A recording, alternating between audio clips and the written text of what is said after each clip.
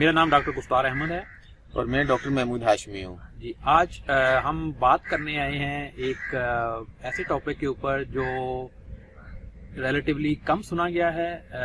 इस तरह के कुछ लोगों ने तो शायद हम में से सुना ही ना हो कभी पहले, कुछ लोगों ने इसका जिक्र सुना होगा, लेकिन ऐसा सोचा होगा कि शायद ये कोई ऐसी ही बात है जो कहीं होती नहीं है, और कुछ लोग यकीनन जो है वो इसको अच्छी तरह जानते होंगे और कुछ लोग प्रैक्टिस भी कर रहे होंगे। तो इसको हम थोड़ा सा एलेबोरेट करेंगे, इसके ऊपर डिस्कशन करेंगे, और मैं समझता हूँ कि डॉक्टर महमूद साहब जो हैं वो इसमें काफ़ी एक्सपर्ट हैं।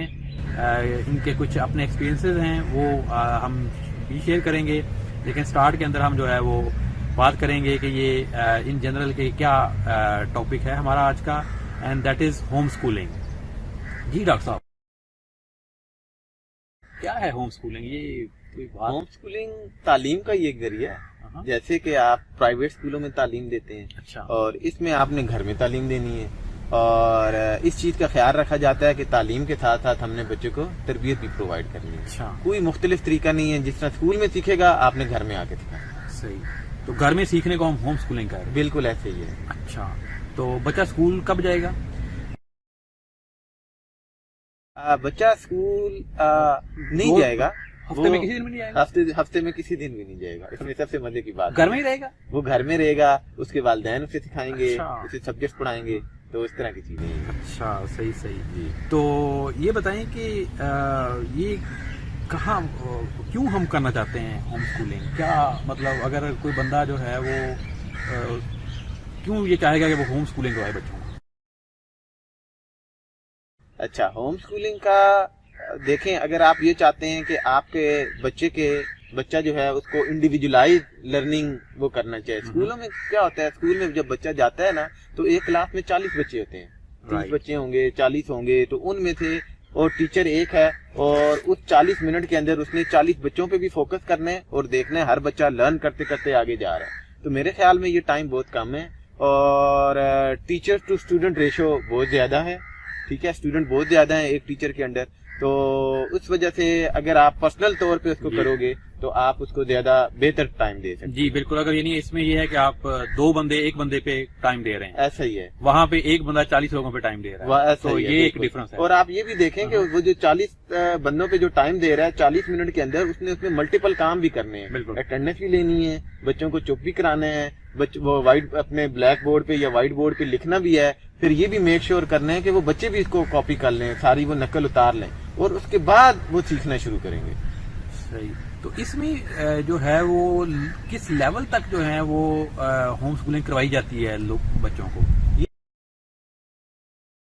अमूमन देखें, ये आप इसको पहले ये समझ लें कि ये एक तालीम का एक जरिया है। तो अगर हम तालीम दें तो तालीम हम यूनिवर्सिटी के लेवल पहुंचने से पहले तक हम दे सकते हैं। ये ऐसी है जैसे आप प्राइवेट इम्तिहान दे दें। आपने देखा होगा कि बहुत से लोग जो हैं वो आर्ट्स में स्पेशली एग्जाम स्कूल और कॉलेज ज्वाइन नहीं करते, और प्राइवेट तौर पे इम्तिहान दे देते हैं, और इम्तिहान देने के बाद वहाँ पे अच्छे नंबरों के पास भी हो जाते हैं और आगे भी चले जाते हैं। तो ये तो ऐसे ही है। तो आप यहाँ पे क्या करोगे, 8वीं तक दे दोगे। मैट्रिक के लिए आपको, अगर आप चाहते हो कि आप साइंस में बच्चे को आगे बच्चा बढ़ना चाह रहा है, उसका इंटरेस्ट है, तो वो उस वक्त फिर वहाँ पे एडमिशन ले ले, या AO लेवल प्राइवेट कर ले, उसके बाद किसी भी दुनिया की किसी भी यूनिवर्सिटी में जा सकता है। जी जी बिल्कुल एग्री, क्योंकि अभी हमने देखा है कि बहुत सारे हमारे जो प्राइवेट स्टूडेंट्स होते हैं वो इवन पोजीशंस ले रहे होते हैं। बिल्कुल। तो यानी अगर तालीम, जिसको हम स्पेसिफिकली तालीम कह रहे होते हैं, यानी वो ग्रेड्स वाली तालीम जी, तो उसमें भी वो पीछे नहीं होते वो जो होम स्कूलिंग वाले लोग। बिल्कुल बिल्कुल। तो और कॉलेज के अंदर यानी अगर आप बच्चे को लेके जाते हैं तो कोई ऐसा इशू नहीं है कि उसको एडमिशन नहीं मिलेगा। कॉलेज भी हो सकता है, यूनिवर्सिटी भी हो सकती है, बिल्कुल वट एवर लेवल, क्योंकि वो पहले से ही प्रैक्टिस एग्जिस्ट करती है इन अदर वे। बिल्कुल बिल्कुल।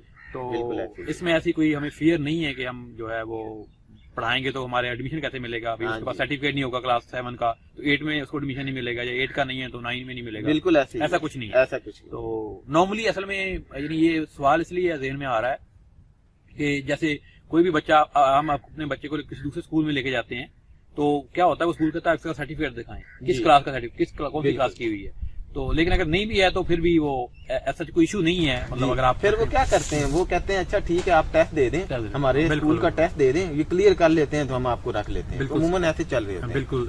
और मैं आपको एक और भी मजे की बात बताऊं, इसके अलावा हमें और भी काफी सारे होम स्कूलिंग के बेनिफिट्स मिल रहे होते हैं।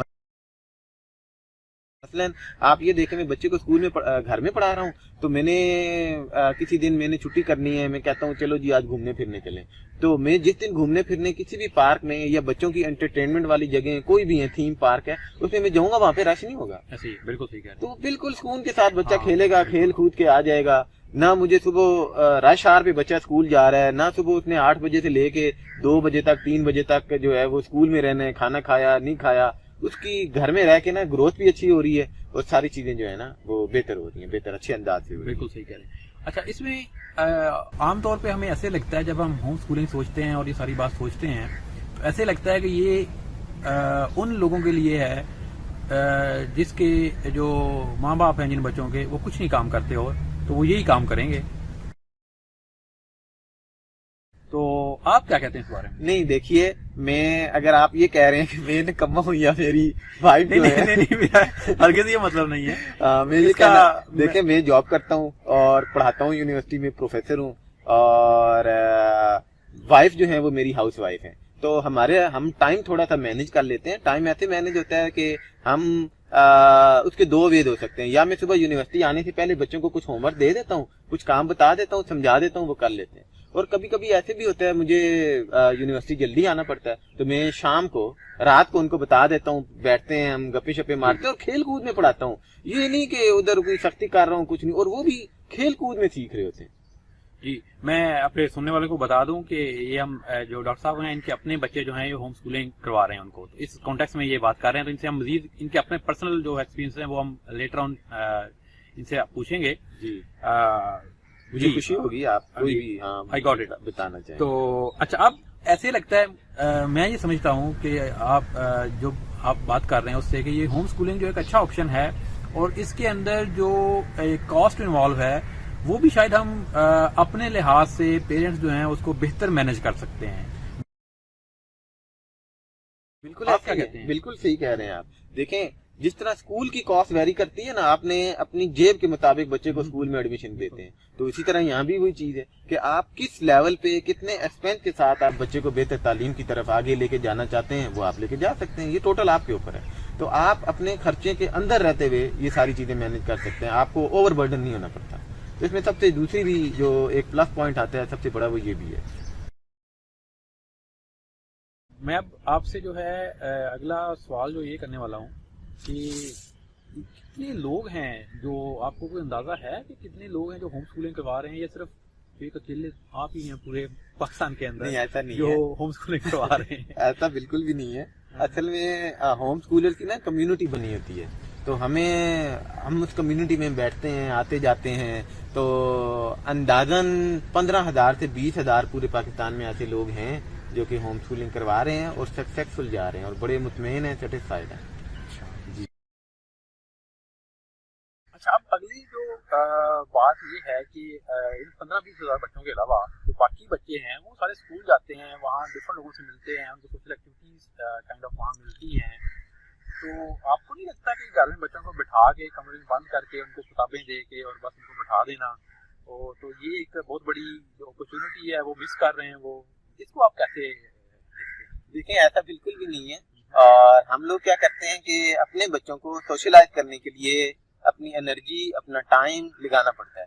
اور میں کیسے لگا رہا ہوں, اس میں کیا میرے ساتھ کے اور ہوم اسکولرز بھی جو ہیں وہ ایسے کرتے ہیں کہ ان کو ڈفرینٹ ایکٹیویٹیز میں پارٹیسپیٹ کرواتے ہیں. ٹیکوانڈو میں کروا دیا, سوئمنگ میں کروا دیا, ہارس رائڈنگ کا کروا دیا, فٹ بال کروا دیا. اس طرح ڈفرینٹ ایکٹیویٹیز ہیں جس کے کلب بنے ہوتے ہیں, اسپورٹس کلب ہیں. تو آپ وہاں پہ آتے ہیں اور بچے اس کے ساتھ ساتھ جو ہیں وہ ایکٹیویٹیز میں پارٹیسپیٹ بھی کرتے ہیں اور ان کے فرینڈ بھی بنتے ہیں. اور مزے کی بات یہ بھی بتاتا چلوں کہ وہ فرینڈ ضروری نہیں ہے ان کے ایج کے ہوں, ان سے سینئر بھی ہوتے ہیں اور جونیئر بھی ہوتے ہیں.